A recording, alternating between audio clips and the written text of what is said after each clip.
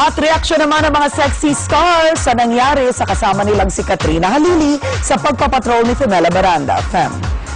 Karen, all for one ang mga sexy stars sa pagsuporta kay Katrina Halili. Hindi raw porque nagpapasexy ang artista, pwede nang bastusin. Nagpapatrol, Marie Lozano.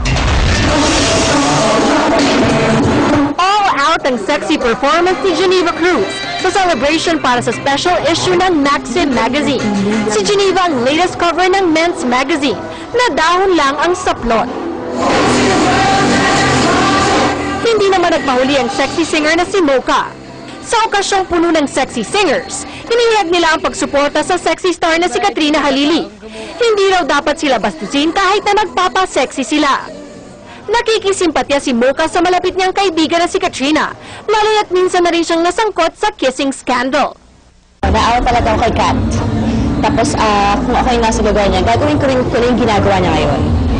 Talagang kahit na sabihin natin na mahira yung kaso dahil wala tayong laws against him sa internet, pero at least pinaglaban niya yung sarili niya.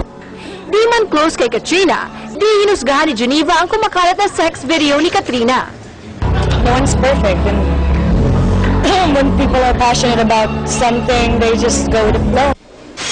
Nakiisa rin si Angel Locsin sa mga artistang nasa likod ng laban ni Katrina. Sa taping ng seryeng Only You, sinabi ni Angel na huwag sanang pagpistahan ng publiko ang masamang nangyari kay Katrina. Hindi nakakatuwa. At may LSS na ang karamihan ng tao sa Careless Whisper, so tama, natantanan na natin. Malimit pinagtatapat sa #1 spot sa sexiest pose sina Angel at Katrina. Pero ngayong gustong suportahan ni Angel si Katrina. Una-una katrabaho ko si Katrina, pero wag naman natin pabuhin yung tao.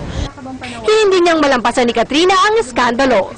Knowing Katrina, matapang si Katrina, malakas yung loob, makakabangon at makakabangon niya. Huwag niyo masyadong apakan. Marie Lozano, Patrol ng Pilipino.